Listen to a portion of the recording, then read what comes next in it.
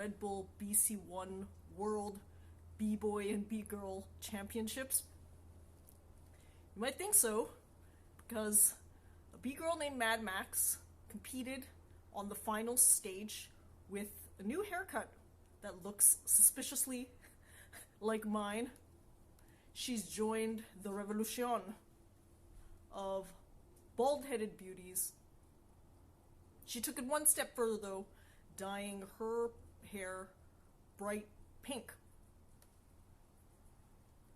I've only ever dyed my hair the odd 1 or 2 times when I was a teenager, and my colors of choice were blue and purple. So I understand pink. Pink is one of those out there colors. I like the color itself, but I think I'm far beyond doing anything too fussy to my hair anymore.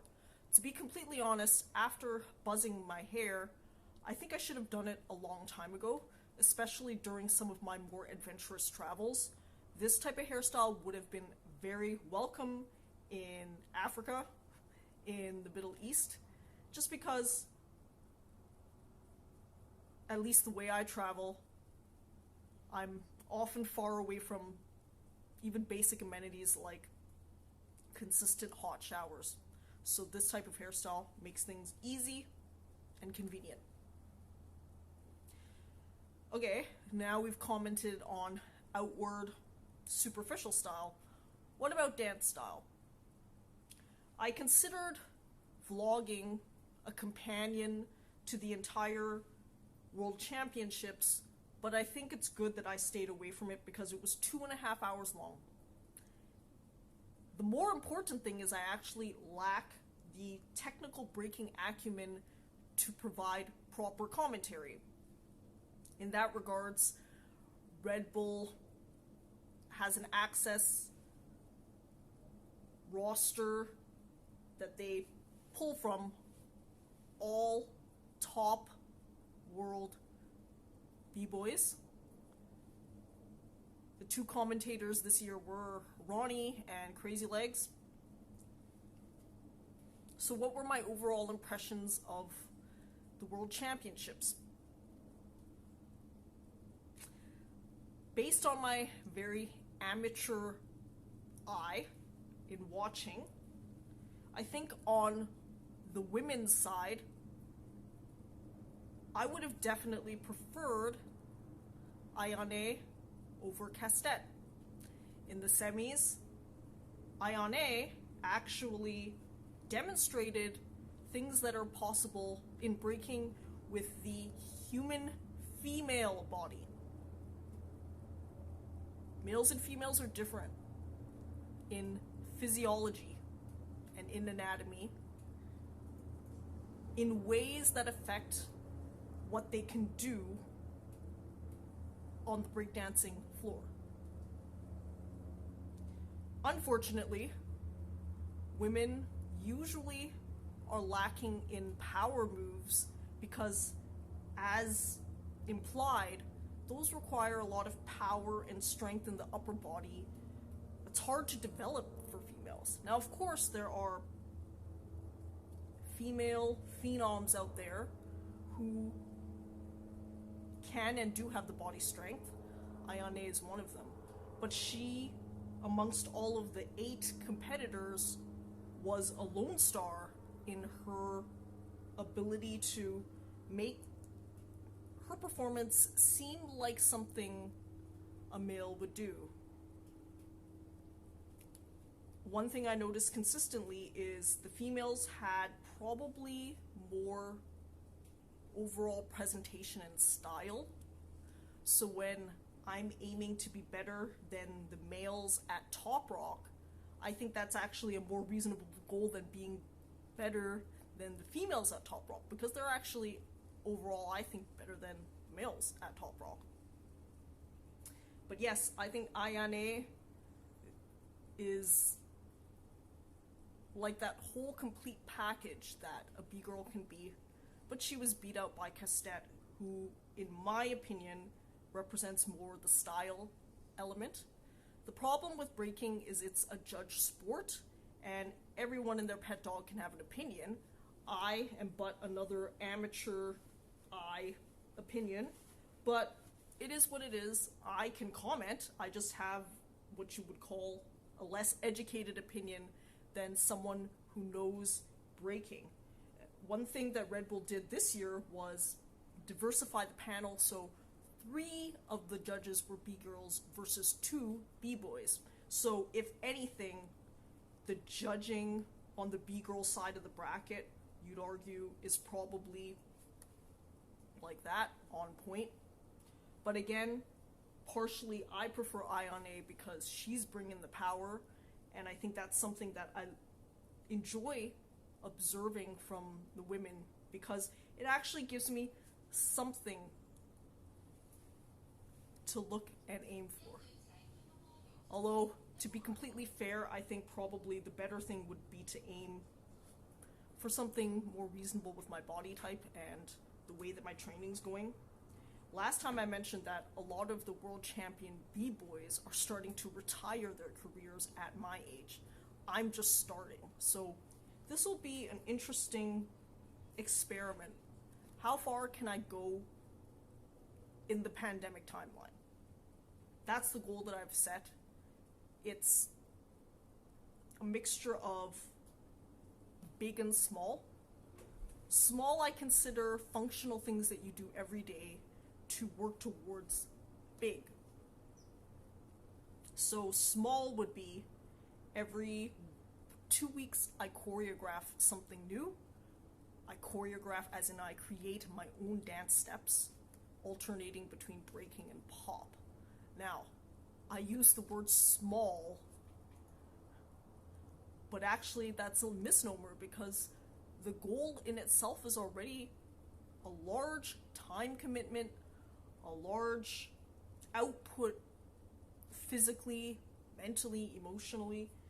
That's probably why I've had less time to maybe edit and create the travel/adventure documentaries that I could have worked on this year during the pandemic.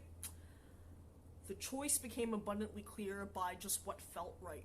What felt right was and is dancing, so I'm gonna ride that dick hard.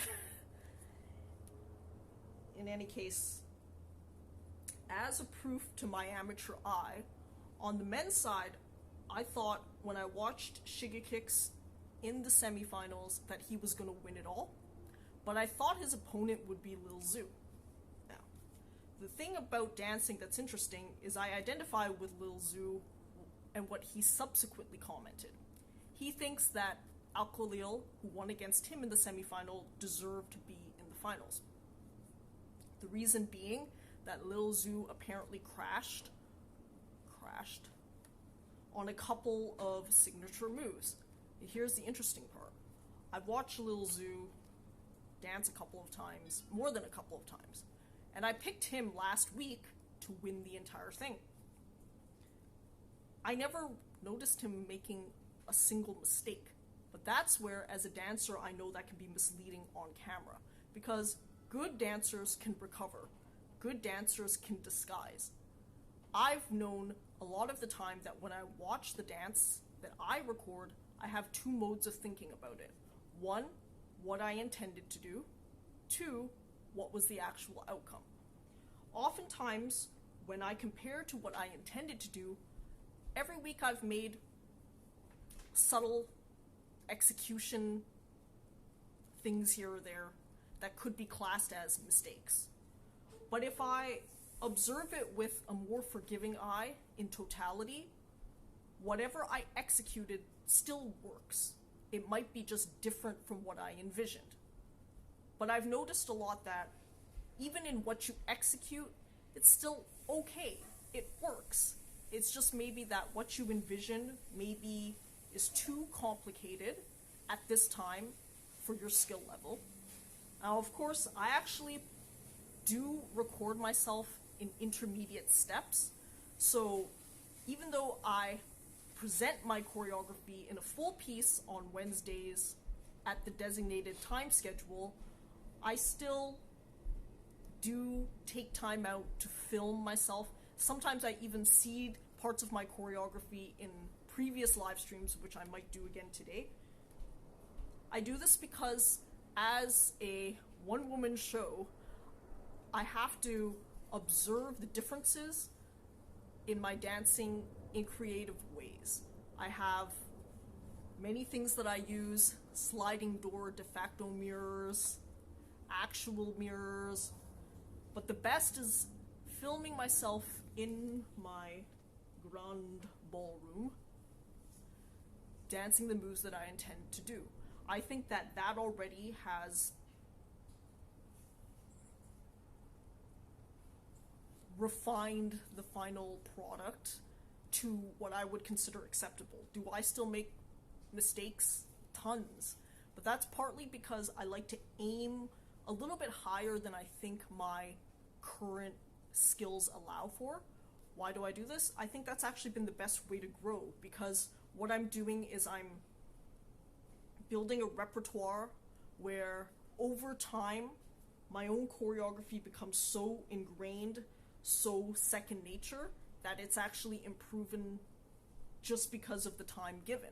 So my first choreography I did was to Ariana Grande Side to Side. That was months ago, more than half a year ago, 8 months ago. And obviously now that I've practiced that alongside my new choreographies, I have 8 months of practice on that, and then progressively less practice on each subsequent choreography. But when you tier everything together, I think that's a lot of combined practice. So basically, when I first choreograph a dance, I consider it just entering my educational funnel.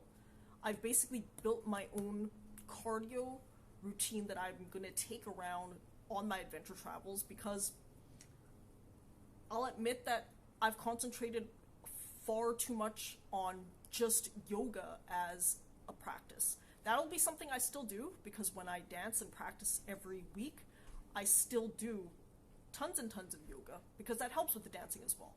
But a couple of experts in fitness and health have commented to me that I really do need to concentrate on cardio. I've subsequently researched into the topic myself, and a number of leading scientists also agree that you're probably aiming for at least 20 minutes of cardio 3 times a week for optimal health results. As I've mentioned before, my adventure career dictates that I do have to be in good shape, and the goals of traveling to space and other such goals that I have for when my adventure career outside resumes, I need to be in the shape that I need to be in. And I think that this has been a good pause for me to basically force myself to do cardio, but force myself to do cardio in a fun way that I can then take on the road. Because maybe you can do your jumping jacks, maybe you can do some push-ups, but I uniquely identify with my own cardio performance, because everything I'm doing I choreographed, and it's my own move, so I'm intimately connected to it. Back to the point of the world champion b-boy Shigekicks, I called him to win it starting in the semifinals, and I think that he won for all intents and purposes decisively. He won about as unanimously as you can. I think if I recall, he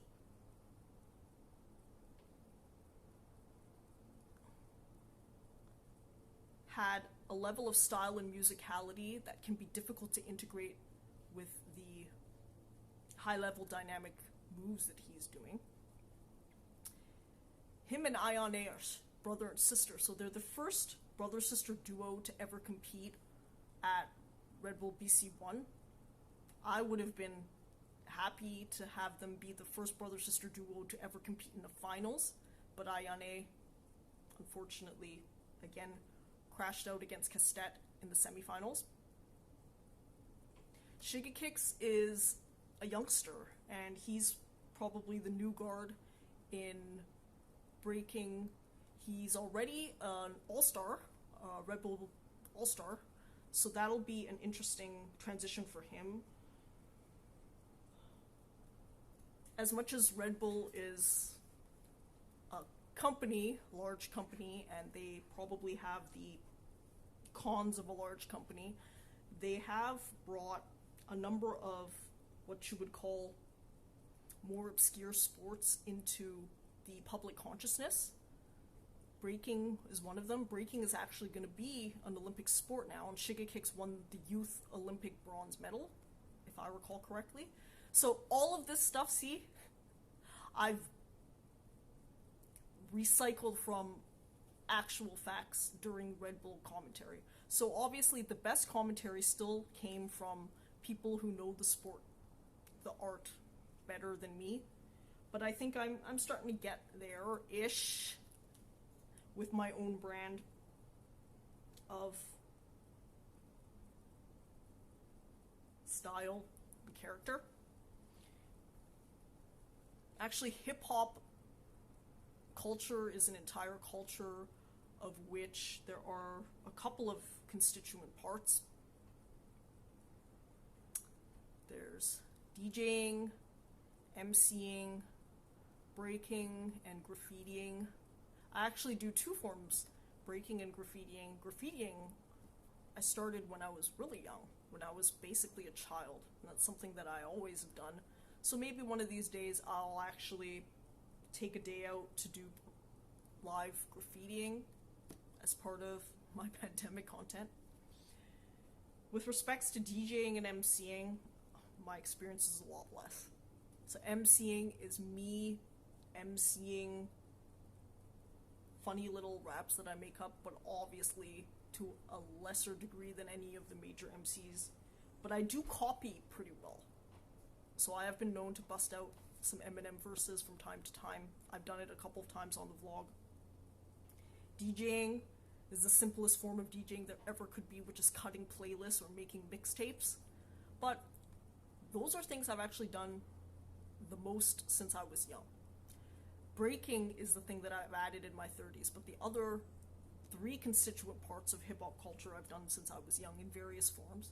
So, I feel at home-ish in this culture as much as you can be as an interloper, but I'm less strict about cultural appropriation than other people are, because I think that if the vein of the person is enjoying the culture, go ahead and enjoy it. And if people comment, they comment on many things about many different people, and eventually they'll move on to something more important than a Mad Max enjoying hip-hop culture.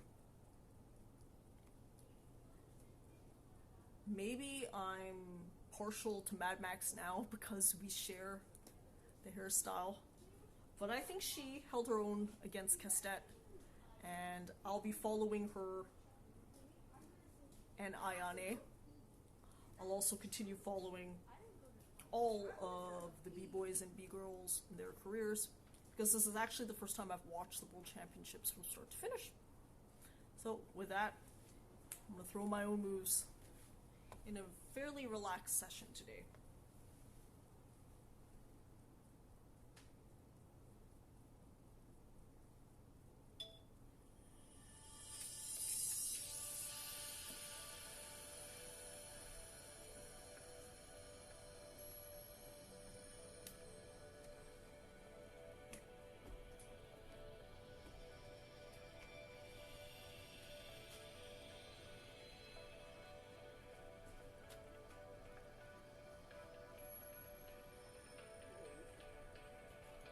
Very bright face I have right now.